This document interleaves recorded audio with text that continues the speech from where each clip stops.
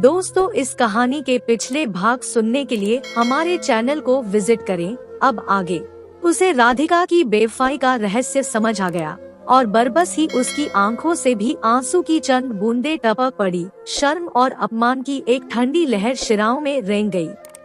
जब मैं मान मर्यादा से ही हाथ धो बैठा तो अब इस समाज में नीच बनकर कैसे जीऊंगा, इसी विचार के साथ वह उठकर चल दिया। उसने आत्म बलिदान से इस कष्ट का निवारण करने का दृढ़ संकल्प कर लिया। वह उस दशा में पहुंच गया था जब सारी आशाएं मृत्यु पर ही अवलंबित हो जाती है। उसे मृत्यु का अब जरा भी भय नहीं था। एक घर के नजदीक से गुजरते हुए इस गीत के बोल उसके कानों में पड़े। उजड़ा मेरा नसीब हाथ मेरे खाली, तू सलामत रहे अल्लाह है वाली। उजड़ा मेरा नसीब हाथ मेरे खाली, तू सलामत रहे अल्लाह है वाली। दिल पे क्या गुजरे वो शख्स जो हारा है, भीगी पलकों पर नाम तुम्हारा है। बीच भंवर कश्ती बड़ी दूर किनारा है।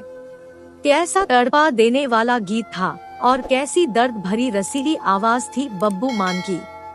संगीत में कल्पनाओं को जगाने की बड़ी शक्ति होती है। वह मनुष्य को भौतिक संसार से उठाकर कल्पना लोक में पहुंचा देता है। किशन इस गीत से इतना प्रभावित हुआ कि जरा देर के लिए उसे ख्याल नहीं रहा कि वह कहाँ है। दिल और दिमाग में बस वही राग गूंज रहा था। दिल की हालत में एक जबरदस्त इनकलाब हो रहा था। उसके मन ने उसे धिक्कारा और इस जिल्लत ने उसकी बदला लेने की इच्छा को भी खत्म कर दिया। अब उसे गुस्सा नहीं था, गम नहीं था, उसे बस मौत की आरज़ू थी। सिर्फ एक चेतना बाकी थी और वह अपमान की चेतना थी।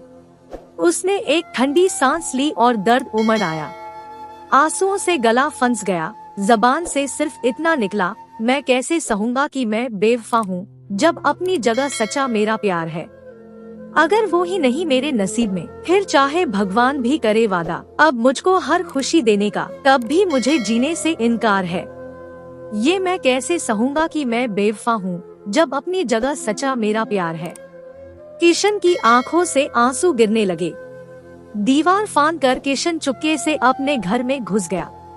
वह तेजी से एक कमरे की ओर बढ़ गया जहां एक कोने में एक बड़ी सी कैन रखी थी जिसका प्रयोग खेतों में खरपतवार को नष्ट करने के लिए किया जाता है। उस कैन पर मोटे मोटे अक्षरों में लिखा था जहर। किशन ने हाथ बढ़ाकर कांपती हुई अंगुलियों से उसे उठाया और दीवार के सहारे बैठ गया। फिर कुछ सोचते हुए उसने कैन का ढक्कन खोला और कैन को मुंह से लगाकर आधी खाली कर दी। वह अभी उस कैन को फेंक भी नहीं पाया था कि उसकी आंखों के सामने तारे झिलमिला गए। कुछ देर वह कटी मछली की भांति तड़पता रहा, फिर बेहोश होकर फर्श पर लेट गया।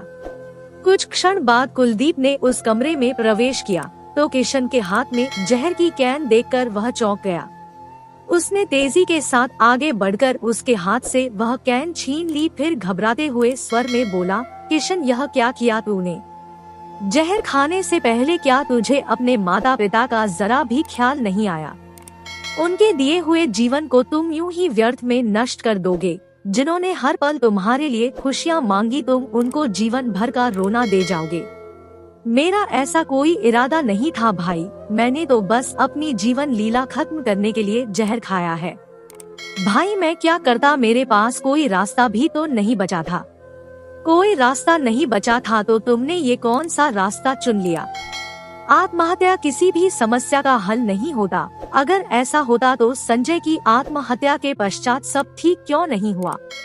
प्रकृति, समय और धैर्य, ये तीन हर समस्या का हल और हर दर्द की दवा है। मेरे भाई, जीते जी सब कुछ संभव है। जिस तरह कुछ ही समय में तुम्हारे लिए सब रास्ते बंद हो गए थे, उसी तरह जिंदा रहोगे तो रास्ते खुल भी जाएंगे। आत्महत्या किसी भी हालात में जिंदगी के किसी भी सवाल का सही जवाब नहीं हो सकता। सुख और दुख जिंदगी की किताब के दो पन्ने हैं। जो इन दोनों पन्नों को पढ़ता है वही जिंदगी का सही मतलब समझता है। नहीं भाई, मुझे मर ही जाना चाहिए था, मैंने सबको दुख दिया। राधिका। इतना बोलने के साथ ही किशन की आंखें बंद होती चली गई। ओह राधिका, मेरे भाई, तुम राधिका के लिए दुखी हो, लेकिन उसके लिए तो तुम किसी भी पल मर सकते हो और शायद उसे तुम्हारे होने या ना होने से कोई फर्क ना पड़े। मगर क्या तुम्हें उनके लिए नहीं जीना चाहिए जो तुमसे बहुत प्यार करते हैं और जिनको तुम्हारे होने या ना होने से बहुत फर्क पड़ता है। किशन कुछ बोल रहा था मगर अब उसके शब्द कुलदीप को समझ नहीं आ रहे थे। वह समझ गया जहर का असर होना शुरू हो गया है। मैं तुझे मरने नहीं दूंगा मेरे भाई, कुलदीप पागलों की तरह चीखते हुआ बोला। वह किशन को उठाकर तेजी से कमरे से बाहर निकला। कुछ ही देर में यह खबर मोहल्ले में आग की तरह फैल गई। किशन की हालत को देखकर तो अब उसका बचना मुश्किल लग रहा था। कुछ ही देर में एम्बुलेंस आ गई। कुलदीप ने किशन को उठाकर एम्बुलेंस में लिटा दिया। सुनील और रोहन भी कुलदीप के साथ एम्बुलेंस में किशन के समीप बैठ गए। उनके बैठते ही एम्बुलेंस अस्पताल की ओर चल दी। करीब 15 मिनट बाद एम्बुलेंस हॉस्पिटल पहुंची। गाड़ी का दरवाजा खोलकर सुनील, रोहन और कुलदीप नीचे उतर गए। किशन को एम्बुलेंस से उतारकर स्ट्रेचर पर लिटाकर इमरजेंसी वार्ड में ले जाकर डॉक्टरों ने किशन का उपचार करना शुरू कर दिया। माता पिता के प्रेम में कठोरता होती है लेकिन मृदुलता से मिली हुई। श्री हरि नारायण रात भर बिस्तर पर पड़े तड़पते रहे, सोचते रहे, खुद को समझाने की कोशिश करते रहे, मगर महसूस हुआ कि लाख प्रयत्न करके भी वह अपने पुत्र से कटे नहीं है। आज उनके प्रेम में करुणा थी पर वह कठोरता नहीं थी। यह आत्मीयता का गुप्त संदेश है। स्वस्थ अंग की परवाह कौन करता है, लेकिन जब उसी अंग पर चोट लग जाती है तो उसे ठेस और धक्के से बचाने का यत्न किया जाता है। श्री हरि नारायण को भी किशन के बारे में सोचकर अपने शरीर का एक अंग कटने जैसा दुख महसूस हो रहा था। उनके भीतर एक लावा सा फट पड़ा था। वह जोर जोर से रोना और चीखना चाहते थे। उनके बिस्तर पर जैसे अनगिनत कांटे उगाए हो और श्री हरि नारायण भीष्म पितामह की तरह उस पर पड़े अपने पुत्र की मृत्यु शैया देख रहे थे। कितना सुंदर, कितना शरीफ बालक था। सारा मोहल्ला उस पर जान देता था।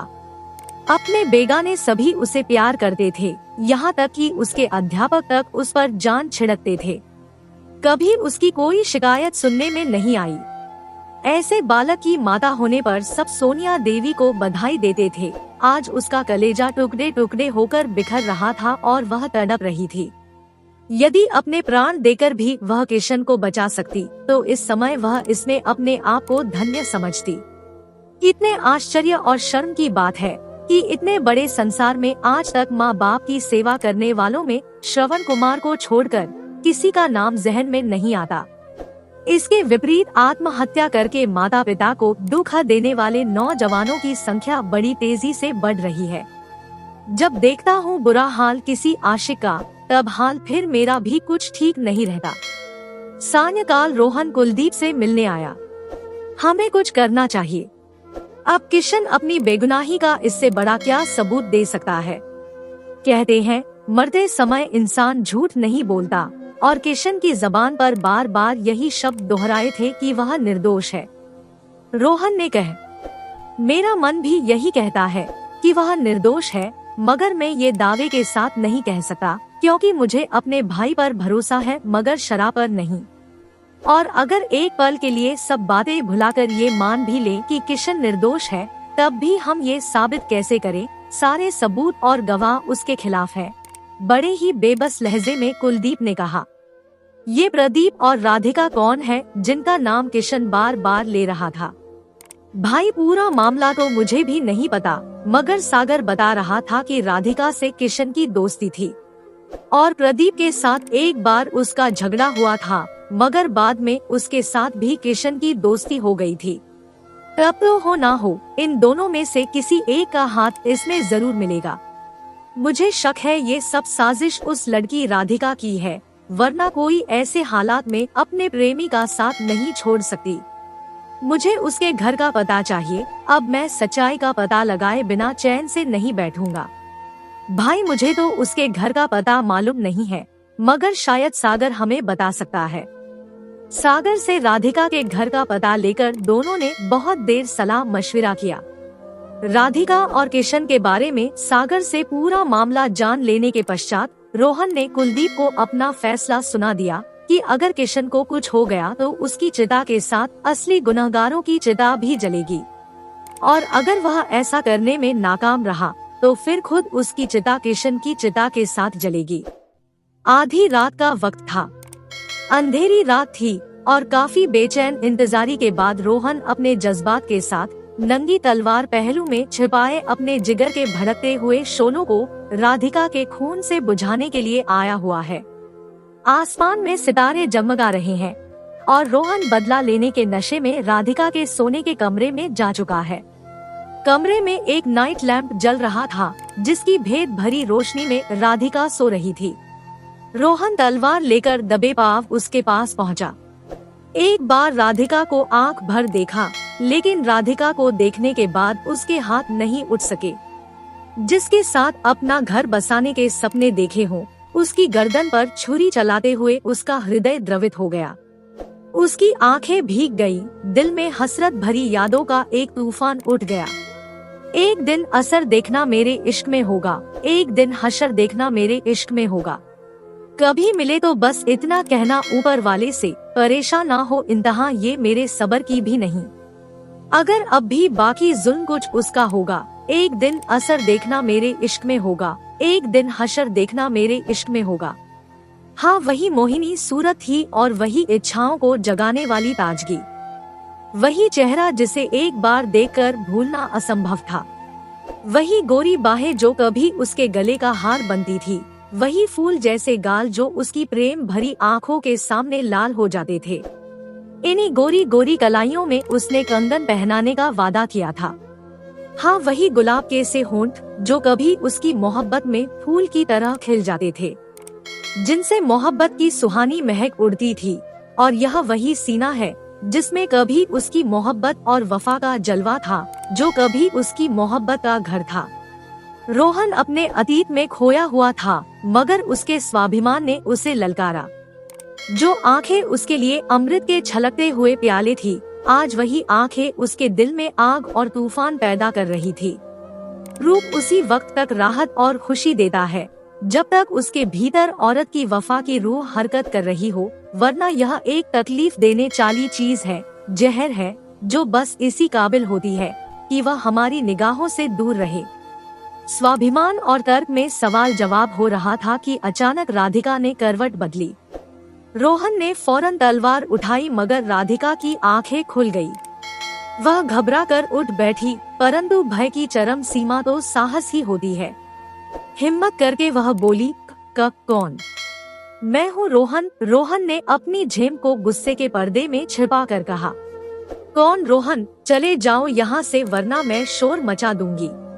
कौन रोहन? हाँ, तुम नाम बदल कर किशन को फंसा सकती हो शीतल, मगर शायद तुम भूल गई कि आखिर में जीत हमेशा सच्चाई की होती है। इसलिए तुम्हारा पर्दा फाश करने के लिए ऊपर वाले ने मुझे भेज दिया है। रोहन, मैं शीतल नहीं बल्कि उसकी छोटी बहन राधिका हूँ, और तुम किस झूठ सच की बात करते हो?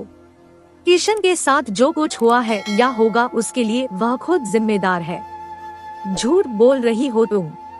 मैं ये साबित नहीं कर सकता, लेकिन अगर किशन को कुछ हो गया तो कसम पैदा करने वाले की, मैं तुम्हें जिंदा नहीं छोड़ूंगा। दांत पीसते हुए रोहन ने कहा। कुछ हो गया मतलब? क्या हुआ किशन को?